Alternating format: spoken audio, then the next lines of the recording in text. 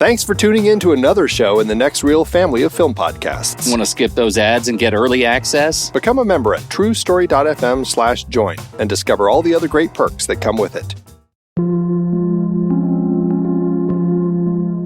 I'm Pete Wright. And I'm Andy Nelson. Welcome to the Next Reel. When the movie ends, our conversation begins. Caged is over. Pile out, you tramps. It's the end of the line.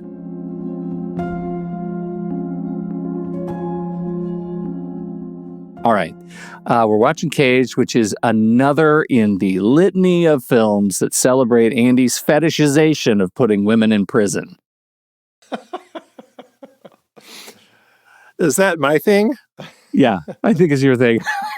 I think it's funny that last week we talked about, no, not last week, but for our member bonus episode, we talked about The Gunfighter, which came out this same year, nominated for an Oscar. And that's the one Roger Corman worked on, not this one. No, this one's too serious. This one takes itself more seriously. Right. Yeah. This is part of our Platinum Performances, the 1950 Best Actress Oscar race. And this is the third in this most recent series, but we've already talked all about Eve. So we're getting close to the end of this. We will have very soon talked about all of the actresses nominated this year, Pete. We're getting close. I can almost feel it. Almost feel the complete resolution of this long podcast arc. Yes, I know. Yeah. And then after this, we get to go to 1925. It'll be a journey. I know. Do you think we'll ever hear a movie that I picked for this season?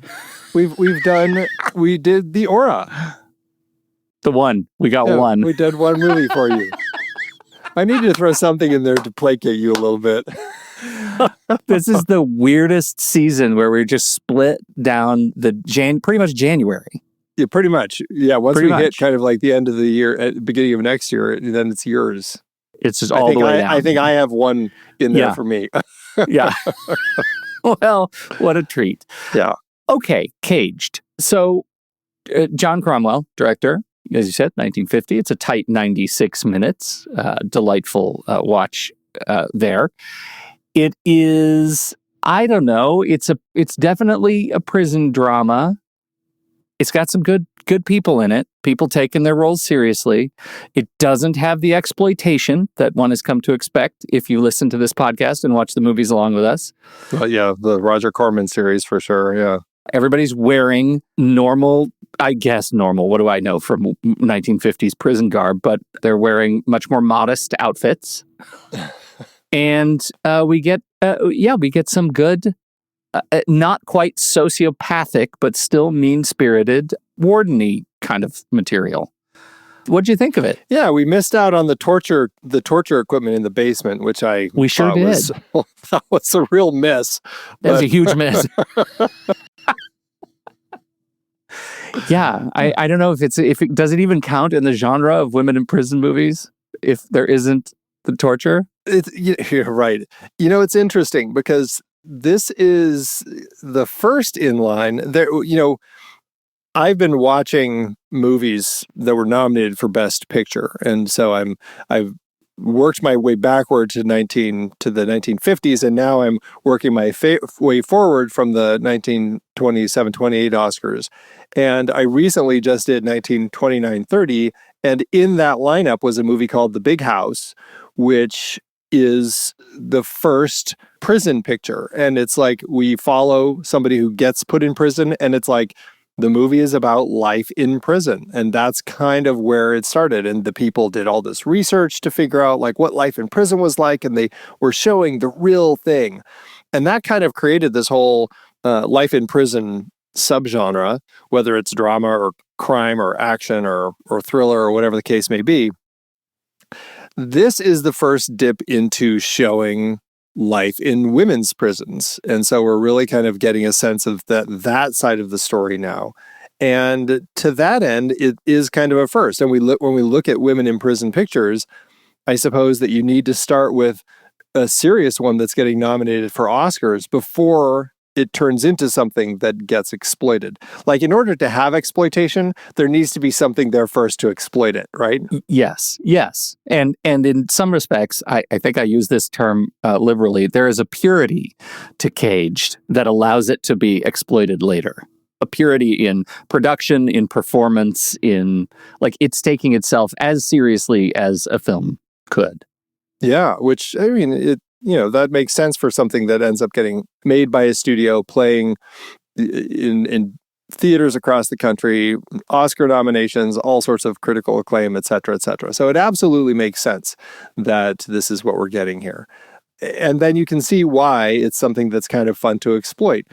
Bette Davis was asked to be in this film, and she's just like, it's a dyke picture. Why would I want to be in that? Jesus. Yeah. Jesus, Davis. I know. Bette Davis was a little tough at the time. Wow. And that was kind of one of the views of this film. And you can see it in the film for sure. There is that element that we have between two of our characters. That is something that you can see filmmakers and storytellers and audiences saying, let's tap into that more and exploit that, because that makes for a seedier type of story. I mean, seedier in quotes type of story that audiences will flock to, Mm-hmm. Mm-hmm. So do you think, I don't want to spoil the awards section, but Eleanor Parker, what do we think of Eleanor Parker's performance? Did you buy the sort of fatalistic arc of hers, going from the naive innocence to what she turned into? I really did. I thought she was great. I thought the story captured that journey well. I like Eleanor Parker. I haven't seen her in a whole lot, but the few things I've seen her in, I enjoy her generally. And she came across at the beginning of the film like what you would expect in kind of a 50s movie with kind of like the Good Little Housewife. Like, she seemed like a good girl that had never had any exposure to crime of any sort.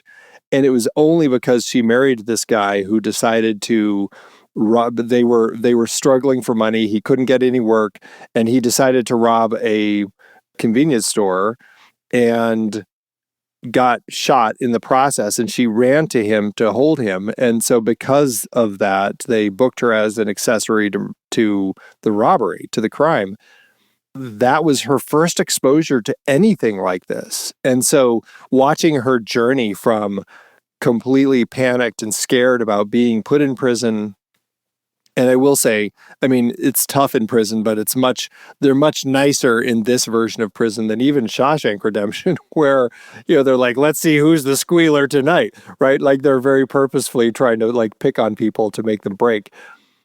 But she moves into this, she toughens up. She has to, as she learns how the world treats prisoners, how prisoners are treated by their own wardens or their matrons, right? And over the course of the story, there is that arc that I bought into, where she was staying firm against. There was this offer put forth by Kitty Stark, who had a connection to the outside that could get them a quote real job when they got paroled. That actually wasn't, but it was very difficult for women to find a job, like for the parole officers, the parole board, to actually find work for these women. And so I can't remember which character it was, but one of them was stuck in prison. She'd been paroled, but there was no work for her outside. And until they found a job for her, she had to stay in prison. And that was like a terrible, strange, unfortunate situation. Companies hadn't learned to exploit prisoners yet, clearly, in 1950, as they do now. But Kitty had a way where you could get this, quote, job that really was just a front. And then what you would do is end up working for a criminal organization as a pickpocket or something else. And Marie, Eleanor Parker's character, had been offered this by Kitty, and she stayed firm, not wanting to do it, up until that very end, when she finally hit a point where she had just had enough and needed to get out. And that was when the new person came in. Was that Elvira? and she just gave in and she said, "Get me out of here." And so she's going to join the shoplifting gang. And so I bought it. And her conversations that she had with Agnes Moorehead's character, it does come across a little bit safe, I guess, but it is 1950. And so in context of knowing that this film is 75 years old, I bought into all of it. I did too. It's an interesting film. It's sort of, I wanted this to be stylistically maybe harder core, maybe more noir. I mean, it already has kind of the language of that fatalism, the sort of borrowed filmic language of film noir, and yet it's really an antecedent of social reform films, right? Like He the Night and Aaron Brockovich, and it's definitely much more about what human systems do to humans in unchecked environments, and so it's designed, to my mind, to make you stop and think about what we do to each other, right? Kind of a socially conscious melodrama, and it turns people into a sort of diorama for our own prison hypocrisy.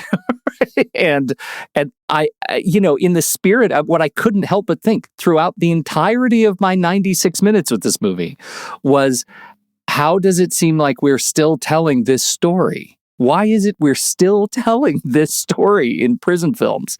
What have we not learned? And I think that's the point. That's the point of the movie. So on that front, like, it sort of transcends its individual performances, which is a lovely experience of a movie this tight and this not sensationalized, right? It's pretty straight across the bow. It doesn't give us a lot of, hyper contextual violence or anything like that. It's pretty straight. It is pretty straight. And I think for that, I think they did a pretty good job with it. I mean, we're getting kind of the social setup of how the prison system works within our country. And I think there's a bit of an indictment with that, with, Agnes Moorehead's character perpetually talking about how she is working to reform this place. She's the, I don't know, is it the warden? I can't remember what her specific role is, but essentially she's the one who runs this place, right? And she's working hard to get better funding so that they're getting a better updated medical system. Like, the doctor's horrified when he comes into the place, and to help Marie, we didn't mention when she shows up in prison, she's pregnant, to help her give birth. So, like, this place is falling apart, and Agnes Moorehead's character, the warden, is working to make that change. So we're seeing this system, and we're seeing people who want to improve it, but then we're also seeing the flip side of that with the matron who is kind of running this place, Evelyn Harper. Like, she's abusing the system. She uses it to curry favors from the women, so that she can make out with all sorts of extra stuff. She is abusive, and she also is tapped into higher ups within the system. So every time that the warden is trying to fire her, she can't, because Harper just makes a phone call to her connections, and then they say, you have to stay, you have to keep her. And so you can see this, the way that this system is broken, and it's a very difficult one to fix. People don't want to fix it because, again, prisoners can kind of be used as slaves. You can get them to take care of other things and do stuff that you can't get other people to do for low wages and everything. And so it's a system that's hard to get out of. And we still see that. Like, the prison system today has gotten even worse, if anything, and more abusive. I think that's one of the most interesting things you said. I mean, we're talking about Agnes Moorehead's character, and I think what she reflects, this idea that you can be reform-minded, you can have all of the best intention in a gridlocked system of corruption, she is actually, for me, the sort of saddest character in this film, because she wants so badly to see change for these women. She wants so badly for the place to be something more than it is, to be a place of rehabilitation. She talks about how, gosh, to the men to whom she reports these things and gets money, that she asked for 80,000, they gave her 8. Which there is no way to make institutional change, without the funding to do so. Everyone above and below her, and even in some cases the prisoners, stand against her need to move things forward in the prison and to make it a place of positive rehabilitation, because corruption has so calcified. This isn't a movie with a ton of like overt violence. It's not a movie that's just full of horrible, vileness. It is just insidious corruption around every corner. It is a great presentation of hopelessness, even though it doesn't feel necessarily prison violent. Yeah, right. We certainly have violence in the prison, but that's not necessarily the focus. We see it, but yeah, we do see, I think that describing her character as the saddest one here, I think that's true, because she believes in humanity. She sees Marie as a good person. She sees Marie as somebody who's made some mistakes, got herself into a bad situation, but not a bad person, and somebody who can actually get out and still make something of herself if this system that she's running and trying to change doesn't break her. And that's essentially kind of the crux of the story we're watching here, as we're seeing her trying to move Marie particularly, but the system forward in a way where Marie can get out and find that way forward again. We see that in it's heartbreaking in her first attempt at going to the parole board when she's up at her 10-month mark. And this is after she's had a baby and had to give it up for her adoption because her mom refuses to take it. And her aunt and uncle, she doesn't ask them but doesn't want to burden them with it. And so she's already had a hard time. 10 months, she's kind of convinced that she's been doing well enough, she'll get out. I think and it's the superintendent Benton thinks that she might be able to get out, but the parole board doesn't see it, right? And that's how so often these situations are run. These people that you're trying to convince your case to, they're just not seeing it. And she panics and she freaks out and she essentially tries to run out of the prison, and only making things worse for herself. And that's kind of, you have these perpetual breaking points for her. That's one of them. Another one is when Harper brutally decides to get back at her and shaves her head. And that's a big thing for Marie to have to go through, where she has to suffer that humiliation of getting her head shaved and put into the solitary, leading to, you can really see how that gets us to where we're going to be at the end. And you can see other people break, like Kitty definitely gets broken through being stuck in solitary for a while, and she ends up stabbing Harper to death, actually, which was a pretty shocking scene. But we're seeing some tough stuff and how the system really can break a person. And that's the thing, though. It's like, when a society already views everybody who's put here as bad and unreformable, it kind of creates this system where people care less about it. And it's hard to get people to understand that there is a way to reform and make these changes. And I think that John Cromwell, coming onto this story, saw an opportunity to shine a little bit of a light on things, Yeah, I do too. It feels so much like he's presenting us with an ensemble kind of repertory theater presentation, right? I really appreciate the way every character gets its sort of due, right? We have a lot of characters that are interplaying with one another in a way that I think works very, very well. The cruelty sort of emerges from the procedures of the prison and not major set pieces or gambits or heists. It's just like there is a low simmer of cruelty in this place, and it is inescapable. And he lets the performances sort of shine through that darkness. I think it's really it's a compelling and propulsive watch. It doesn't lag at all because I think he gives these actors some real opportunity to shine. What's her name? Who is the repeat offender? Comes in early. She's told, take her around the corner. You've been here before. Like she's that's Emma Barber. Emma Barber. I love the way if there's ever a slow moment in the film, Emma Barber has a one-liner, right? Like she's constantly saying stuff, just one after another. Like if there's ever slowness, Emma Barber's there, used very, very well.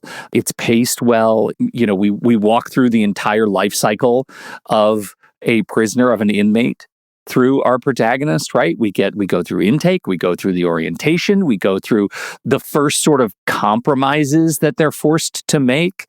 Then we get into her kind of survival calculus, like trying to figure out what's it going to take for me to actually exist here, and eventually her breaking and becoming this thing that she never imagined herself becoming were it not for the circumstances. And I think that is all played out in, again, I'll say it again, a taut 96 minutes.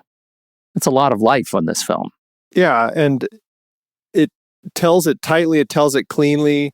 It gives us a sense that just how broken things are and how much the system has changed Marie, when at the end, when Benton's assistant or whoever says, what should I do with her file? And she's just like, keep it open, she'll be back.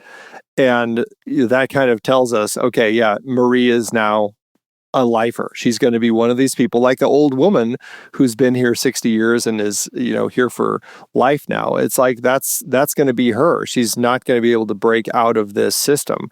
Her mom essentially kind of abandoned her it's kind of like, by not taking the baby, there is this sense that mom is essentially also abandoning her, right? Did you Yeah. Oh my God, dude, that scene, honestly, more than the stabbing, more than anything else, was the most heartbreaking sequence in the film. When she asks her mother, "Please take this baby. It's just going to be a couple months, and I'll be out." And mom says no, that her husband would never have it, right? He won't allow the baby in the house. In that circumstance, in that context, that mom would turn around and make it so much about her is excruciating. It's excruciatingly painful to watch that. Well, and it's tough. And also, I think this is another element of the film that we're getting here, is just how much men end up putting women into these situations, right? Like Marie never would have ever stepped into a place to rob it. Like the only reason she's in here is because she got out of the car to go to the aid of her husband who had been shot. And because of that, she's now in prison, accused of being an accessory. Same situation here. Her mom is, married to this new man, her stepdad, and her stepdad is the one who says, I don't want a baby in the house. I don't want Marie to come out. Like, she doesn't have a place to live. She can't live with her mom and dad. That's one of the things the parole board brings up when they're like, you don't have a place to stay. Where are you going to go? Because your stepfather won't have you. He says he refuses to have you live with them. That's another of these elements that's putting her into this situation of like, every little piece is driving her into this situation. The parole board, it's all men. Like, we're seeing a systematic oppression of women here where they just can't get out of this. And it's prisoners too, but in this particular film, it's very much, I think, also speaking to the nature of women and men.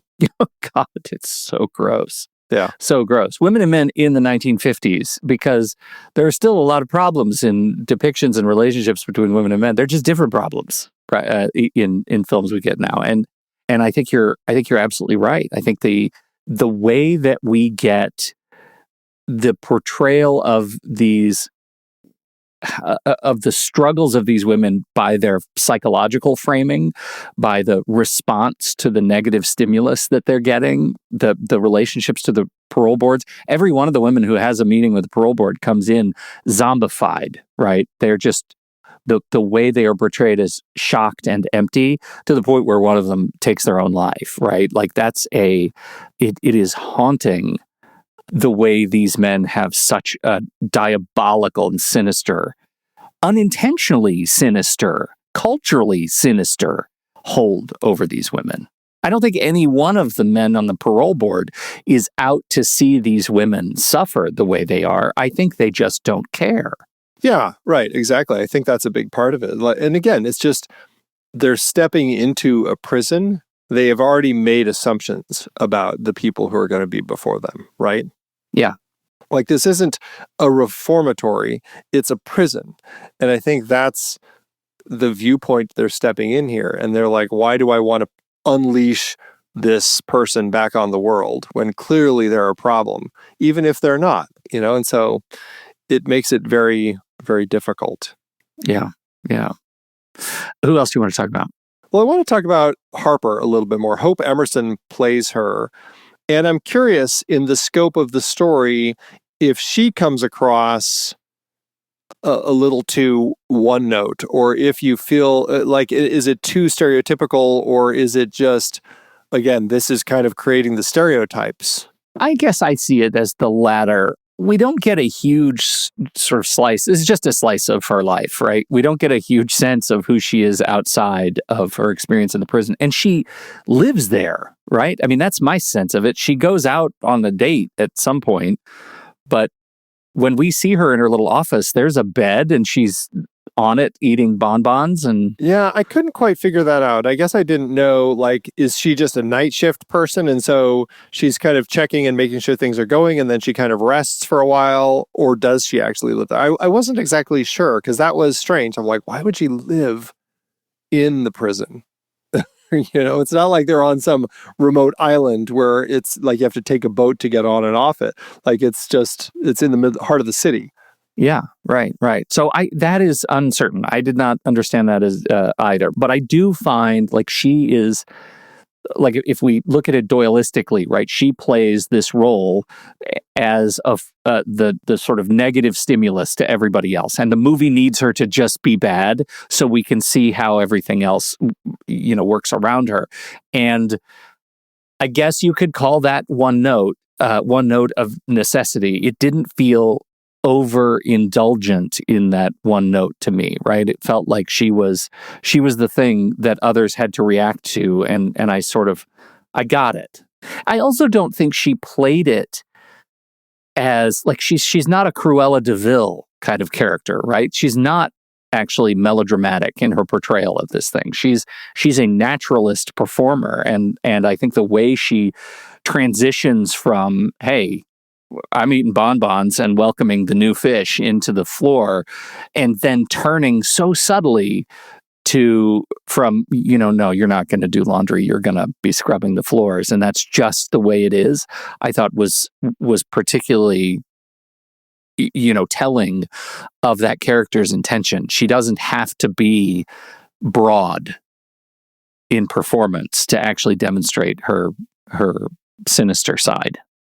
I think that's what works so well for her. Like, she's a really interesting and kind of just a fun character to have. And I mean, like I said, she kind of became the stereotype. She wasn't a stereotype yet, but this essentially became the stereotype for what people would expect as what you would see in a women's prison movie. This tough, big matron who would just kind of lord over the people who were there. And I think she plays it really well. I enjoyed seeing what she brought to the table. She was fun, and she's one of those faces that I feel like I've seen her in just a few other films, like Adam's Rib and stuff. But I think that she's a fun one to kind of see pop up in things. She seems like very much a that guy or that gal type of performer. Yeah, for sure. She also has a voice that's kind of hard to forget, right? She sounds familiar to me as much as she looks familiar. Yeah, and she died just a decade after this, so she was only 62 when she ended up dying from a liver ailment. So, liver, that's not a way you want to go. Yeah, it's a tough one. Agnes Moorehead, I don't know if we've talked about Agnes Moorehead before. Has she been in anything that we've discussed? I don't think so. I mean, she's somebody who's been around for a while because of things like Citizen Kane and part of Orson Welles' Mercury Players, you know? I look at her and I think she strikes me as, why do I have an image of her as a villain? Well, I don't know, but I'm sure we both grew up watching her on Bewitched because she was the mother, she was her mom, right? Yeah. But I saw her as sort of clueless in Bewitched, not evil. Well, that's the thing. Like, I'm just thinking witchy, but I'm trying to think villain. I don't know where. I guess I can't. I'm not sure where you're seeing her as a villain. I don't know if I've seen her. I mean, I haven't seen a ton of her stuff, but I don't feel like I've seen her play a villain before. So much like, 50s, 60s era, 70s era TV, in addition to Bewitched.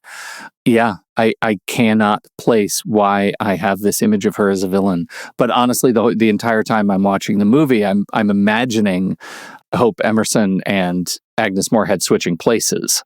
Interesting. Because you see her as villainous. So yeah. You know why? Okay, I have a sense as to what it is. I don't know. Tell me if you think I'm right. Okay. She looks like Judith Anderson, who plays Mrs. Danvers in Rebecca. Like there's a similar look between her. Like, I don't know if Rebecca is a film that you're that familiar with, but she's kind of like the evil house lady. Does. All right, she's kind of the takes care of Manderley, and she's always looking down on and judging Joan Fontaine. Really interesting pull. Okay. I can see that. It's less her face specifically, but more of her type of face that is cast in these. I mean, just look at her IMDb profile. It looks villainous. It looks like she is going to go shave a puppy, right? Wow. Okay, that's so funny. And yet here she was, very, very nice. She's very nice here. Yeah. Yeah. All right. It's funny. Eleanor Parker. We already talked about her, but I just have to say, like, I don't think that I ever would have been able to pull this, but like The Sound of Music, she's the Baroness in Sound of Music 15 years after this.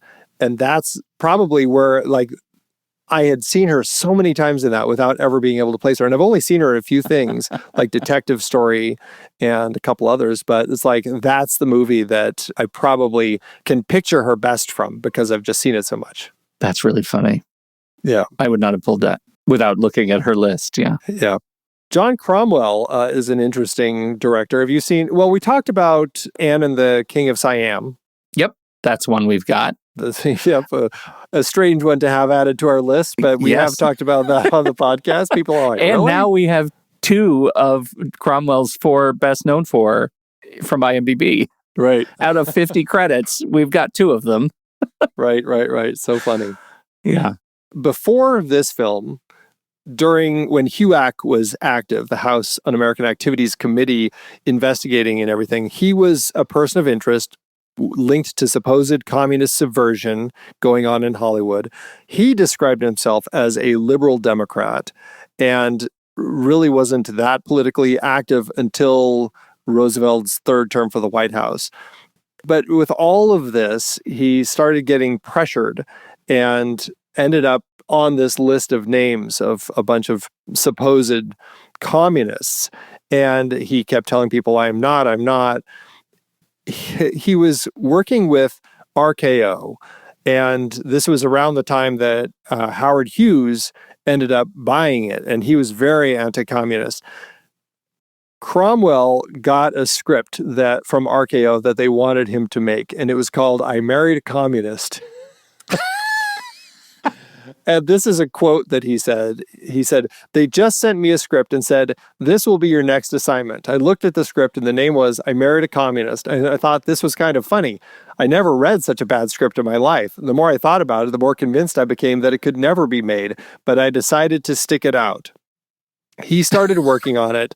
There was assigned a screenwriter who he says, quote, was one of the worst anti-communist witch hunters in Hollywood. And I saw that this was pretty deliberate. So he started getting a sense that basically RKO had put him on this project because they were essentially trying to get rid of him. They wanted him out. There were delays in the project and everything.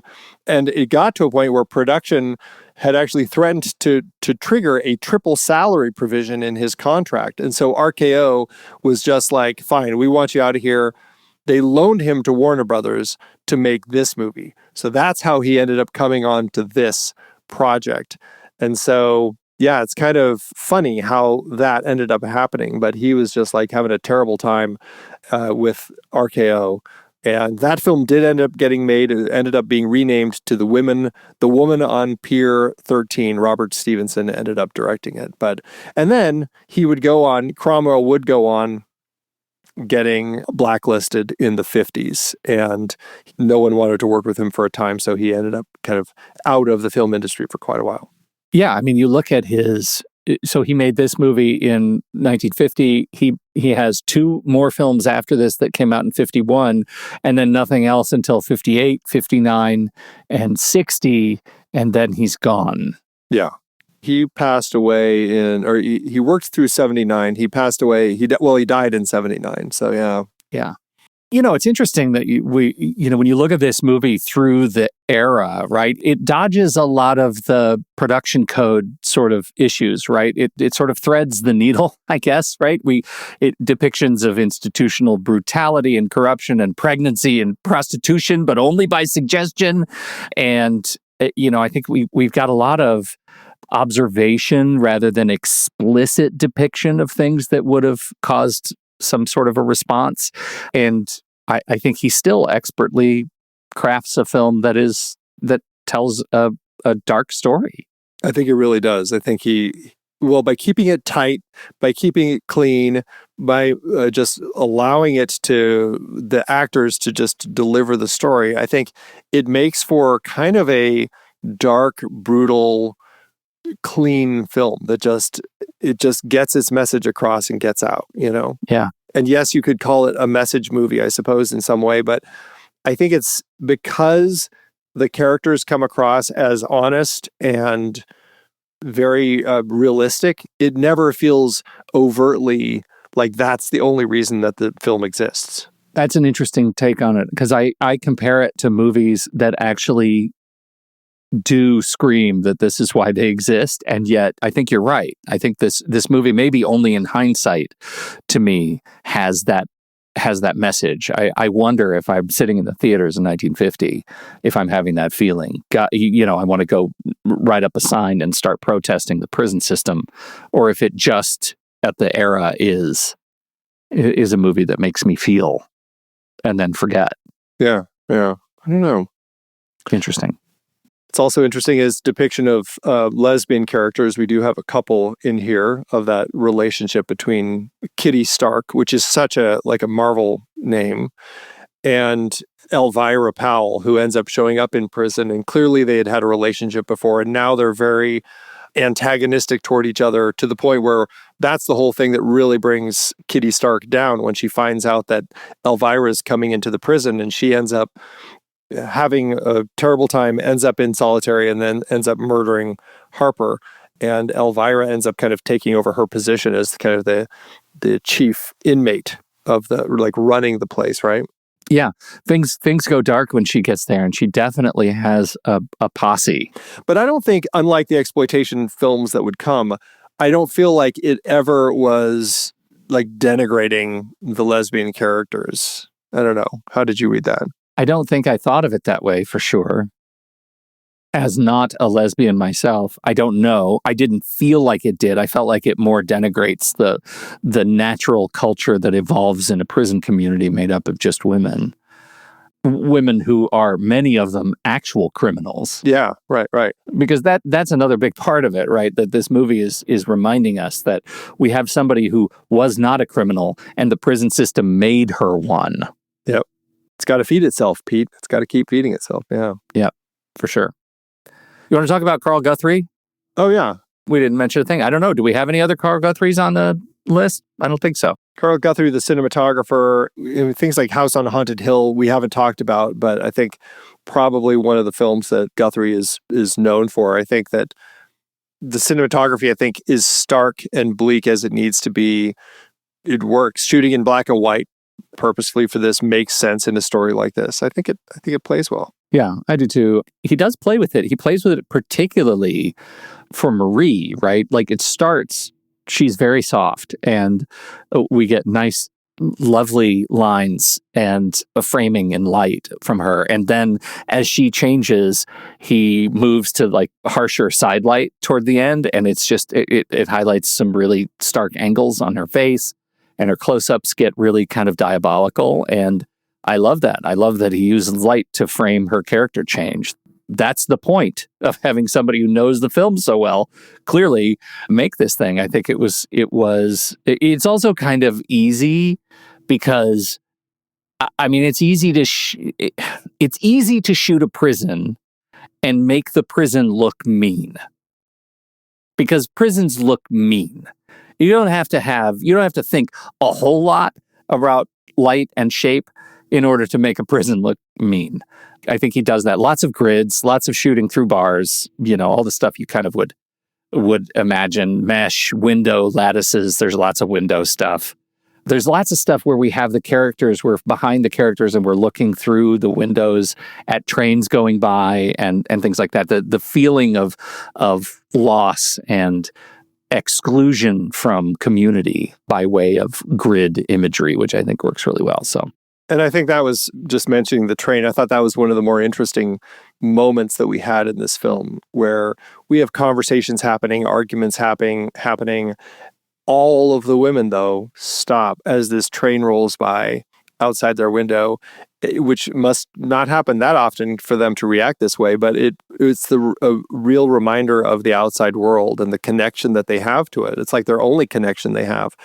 And they all stop and they watch as this train rolls by. And I thought that was a really interesting moment. It's like a religious moment. Solemn. Yeah. And we did talk about Christmas in Connecticut. That was another thing that Carl Guthrie did shoot. So, okay. Yeah. Yeah. That's a different kind of film, you might say. Yeah. Well, you can see the difference in technique, right, between a Christmas film and this prison film. Although some might say there's a Venn diagram in which those two films overlap in some ways. They do have a Christmas scene in this film. So does that make it a Christmas film? Yeah. It's a Christmas movie. Oh, my goodness. Just one last little note. This is just a small one, but in the scope of Warner Brothers potentially getting sold and no longer being a thing anymore after all these years, I just want to call out, there's something that I always enjoyed with Warner Brothers and the composers, Max Steiner on this film being one of them, who would allowed the theme of when their logo would show to be integrated into the score. And we see it in Casablanca is one I'm thinking of, but to this one where you've got the Warner Brothers logo theme playing, and then when it hits that last note, it goes into a minor key and it turns into the score that leads through the credits, which is all inside this paddy wagon of the women going to prison. Like, that's how the film opens. And I love that Warner Brothers and Max Steiner would do that with the score, where they would play with the logo in ways to integrate it into the start of the actual score. So I thought that was nice. Yeah, it's really fun to see it that long ago, right? Because you forget how long they've been doing that sort of playfulness, right? Yeah, and other companies too. Universal does it all the time, and it's just sort of a playfulness with their corporate branding that is, I think, it's neat. It's neat to see him do that. I always felt like it was a fun modern thing, but it's fun to be reminded, they were doing this back in the 40s and 50s also. When they were arguably, I don't know, more precious, less precious about branding. I don't even know how to characterize how I imagine Jack Warner felt about the branding of the logo, the title splash. Yeah, right. Huh.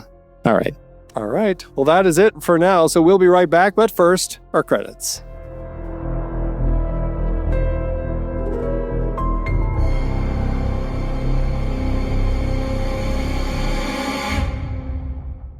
The Next Reel is a production of True Story FM, engineering by Andy Nelson, music by Jakob Pietrus, Electric Zoo, Out of Flux, Oriole Novella, and Eli Catlin. Andy usually finds all the stats for the awards and numbers at d-numbers.com, boxofficemojo.com, imdb.com, and wikipedia.org. Find the show at truestory.fm, and if your podcast app allows ratings and reviews, please consider doing that for our show.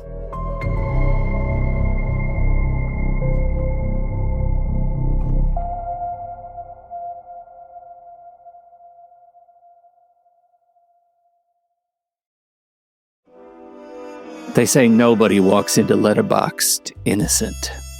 Maybe you thought you'd just log a movie or two. Maybe you figured you'd remember what you watched last month. But that's how it starts.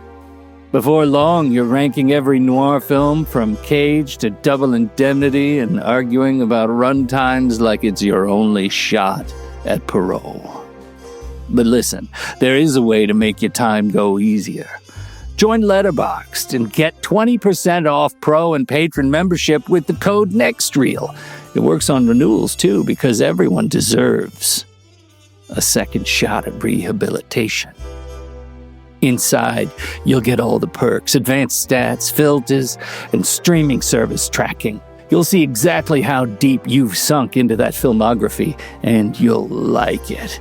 You'll start to understand the system. The star system, the heart system, and you'll realize you're not trapped. You belong here. The guards call it obsession. We call it appreciation. So do your time with dignity. Use the code NEXTREEL when you join or renew and take 20% off that sentence. Keep your diary straight, your watch list longer than your rap sheet, and remember, on Letterboxd, eventually, everybody gets out clean. See you in the yard. We'll be the ones arguing about whether Caged really does count as noir.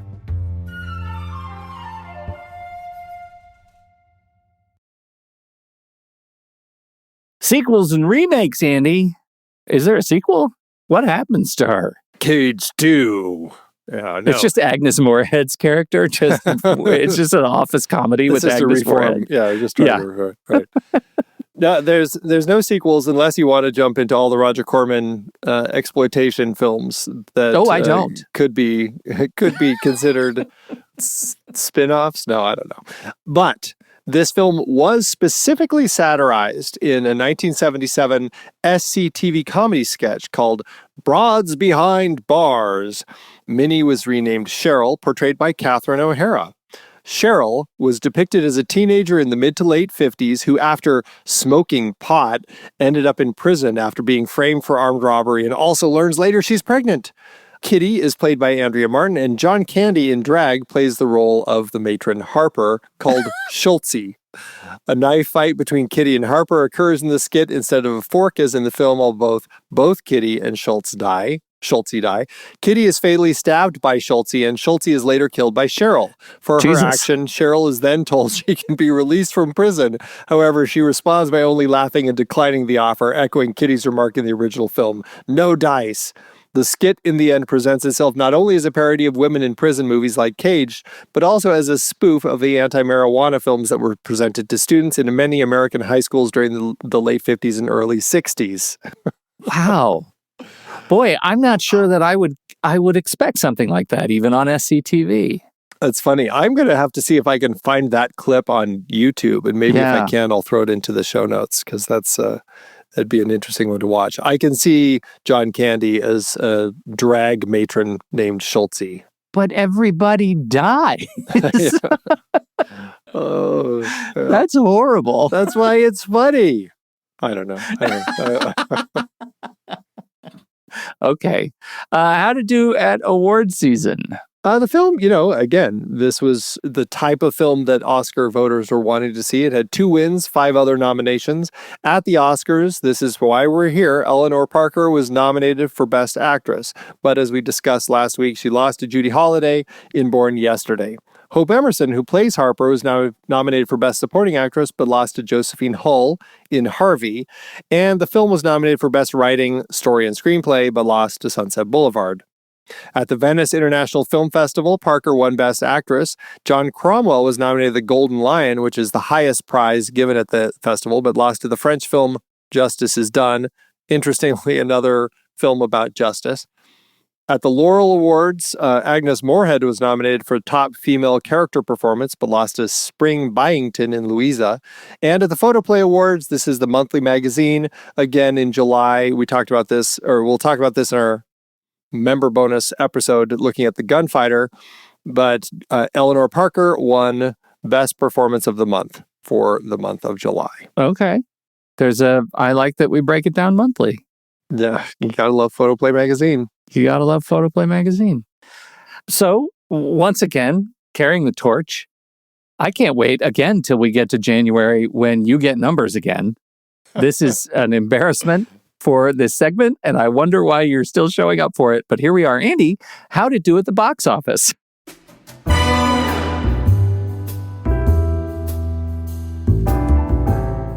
I just shake my head at you. I blame you, actually, for all of this. I don't blame myself. What? The nerve, sir. I know. Now, I really have no idea how much Cromwell had to make this movie, unfortunately. I don't have... Warner Brothers was not keeping as good track as other studios. It did open May 19th, 1950. I have that. And it ended up earning $1.5 million or $19.7 million in today's dollars. That's all she wrote, folks. I don't have anything else. Do you know what? Just to make up for it, why don't you just do that whole bit again 4 or 5 times? Just keep going. Just keep reading the same thing, just so we really internalize it. All right. Good grief. Yeah. I find it hard to believe that there isn't some mob boss somewhere with a ledger that Jack Warner was tracking Jack Warner's expenses in this era of Hollywood. Well, there might be, but that's might make it even harder for me to find unless I get in with the mob and start going through their ledgers. I'm sure I'd be totally fine doing that.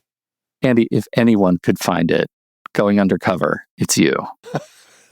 Okay. Well, I liked this film. You know, I think it has a place in film history. I think it's interesting as we kind of see the evolution, kind of the birth and evolution of prison films, of women in prison films. And we get a sense of kind of like the frustrating system that they are. So, you know, it worked for me. I enjoyed it. Yeah, it worked for me too. I really did enjoy the film. And I can see myself returning to it. It's vastly superior to so many of the Roger Corman films we've watched. It's nice to come back to its spiritual ancestor. To one that, has a little more meat on its bones, as they say. Yeah, exactly. Well, it's a good good film worth talking about. And that is it, everybody, for today's conversation. Next week, we are looking at the final episode in this series, talking about Billy Wilder's Sunset Boulevard, starring Oscar-nominated Gloria Swanson. We'll be right back for our ratings.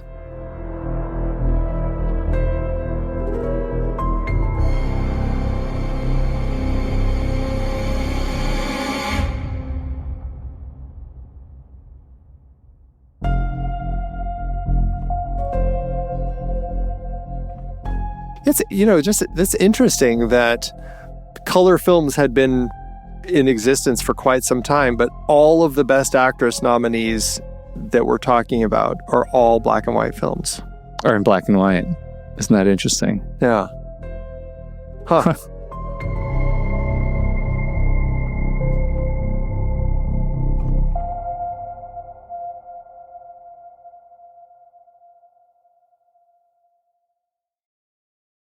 Hey, fresh meat. Yeah, you with the wide eyes and the trembling lips. I know what you're thinking. You're thinking you don't belong here, that this is all a big mistake. Well, let me tell you something. In here, we're all innocent. And we're all guilty. But there's one thing that keeps us going. One thing that keeps us from losing our minds in this concrete jungle. And that's the power of cinema. You see, this is the next reel. It's not just a podcast, it's a lifeline. A way to escape these 4 walls, even if it's just for an hour or 2. And with a membership, you can have that escape whenever you want. With a membership to The Next Reel, you'll get early access to episodes, ad-free listening, exclusive bonus content, like having your own private movie theater in your cell. And it's not just The Next Reel, oh no. CinemaScope, The Film Board, Movies We Like, Sitting in the Dark. They're all part of the same network, all pumping that sweet, sweet cinema straight into your veins. But it's not just about the escape, it's about the community. In here, we stick together. And the next reel, it's like our secret society, a way to bond over something other than our rap sheets and our regrets. So what do you say, fresh meat? Ready to join the club? Head to truestory.fm/join and sign up. $5 a month, $55 a year. It's a small price to pay for a little taste of freedom. Think about it, but don't wait too long. In here, you never know when your number might be up. The next reel, truestory.fm/join. Welcome to the big house, kid. Letterboxd, Andy, letterboxd.com/the next reel. That's where you'll find our HQ page. Make sure to follow us over there. And you'll see all of our reviews and all of our lists. We've got so many lists. Oh my God, you guys, so many lists of great, great films. Andy, what are you going to do for this fair film? This one I really enjoyed. I enjoyed the characters. I enjoyed my time with the film.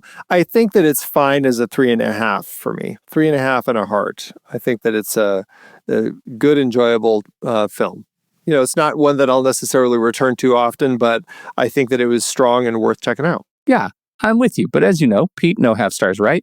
The question is, am I optimistic on the 4 side or pessimistic on the 3 side? I think I'm going to go on the 3 side.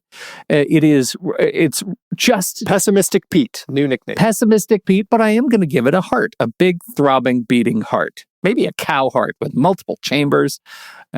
Stomach. I'm giving it a cow's stomach. I don't even know. Somebody does. Somebody out there knows. And that's for them. That just went to a strange place. 3 stars on a cow's stomach. Let's talk to Letterboxd, see if they can get that integrated. We're going to need to change that. Just for the caged entry page. That's right. They do that sometimes. Yeah, like Barbie, you get, I don't know what you get on Barbie. Pink stars. This was a good orange story. Hearts. Green clovers, blue diamonds, purple horseshoes. Hey, Andy, I forget. Did you have any numbers for this movie? All right. That averages out to 3.25, which rounds up to 3.5 over on our account on Letterboxd, which you can find at the next reel. You can find me there at Soda Creek Film, and you can find Pete there at Pete Wright. So what did you think about Caged? We would love to hear your thoughts. Hop into the Show Talk channel over in our Discord community, where we will be talking about the movie this week. When the movie ends, our conversation begins.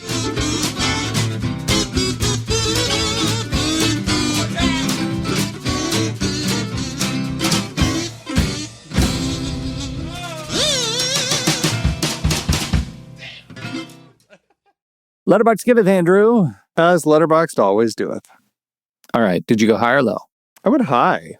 Okay. Why don't you go first? Oh, does that mean you went low?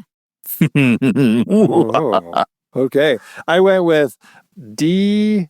Selwyn's, or is it D.S. Elwyn's? Anyway, whatever it is, or is it DeSelwyn's? Anyway, that's what I'm going with. 5-star DSL wins.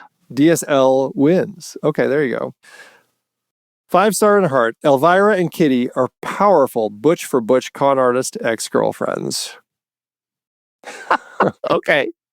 All right, I like it. Morak99 gives it 1 star and says, I'll give it credit for having its heart in the right place in terms of the social issues, but this is just a bad movie. It feels like the movie that stereotypical dumb young people complain about when they say they won't watch black and white movies. Massive overacting to the cheap seats, too obvious dialogue, mustache-twirling villainy, hammy score, etc. There are just other pictures that are better about prison abuses, both from the time period and now. Also, screw this movie for subjecting me out of nowhere to violence against a kitten.